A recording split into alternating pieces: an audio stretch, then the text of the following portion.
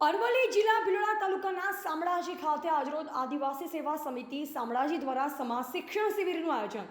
અરવલ્લી જિલ્લા ભિલોડા તાલુકાના શામળાજી આજરોજ આદિવાસી સેવા સમિતિ શામળાજી તેમજ મદદનીશ કમિશનર શ્રી આદિજાતિ વિભાગ મોડાસા અરવલ્લીના સંયુક્ત ઉપક્રમે આદિજાતિ વિકાસ વિભાગ આયોજિત સમાજ શિક્ષણ શિબિર તાલુકા સદસ્ય શ્રીમતી ભોગોરા વિમલબેનના અધ્યક્ષસ્થાને યોજાઈ.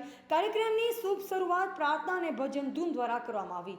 સંસ્થાના સંચાલક શ્રી સોનજીભાઈ બારિયાવતી કમલેશભાઈ પટેલે કાર્ય શિબિરમાં ઉપસ્થિત મહેમાનો અને શિબિરાર્થીઓનું શાબ્દિક સ્વાગત કરવામાં આવ્યું. તેમજ સમાજ શિક્ષણ શિબિર અંગેની જાણકારી આપવામાં આવી. જયેશભાઈ દેસાઈ સાહેબ દ્વારા વિવિધ યોજનાઓની માહિતી આપવામાં આવી. ત્યારબાદ તાલુકા સદસ્ય વિમલબેન ભગોરા દ્વારા સમાજમાં શિક્ષણ અને કુરિવાજો વિશે જાણકારી આપવામાં આવી.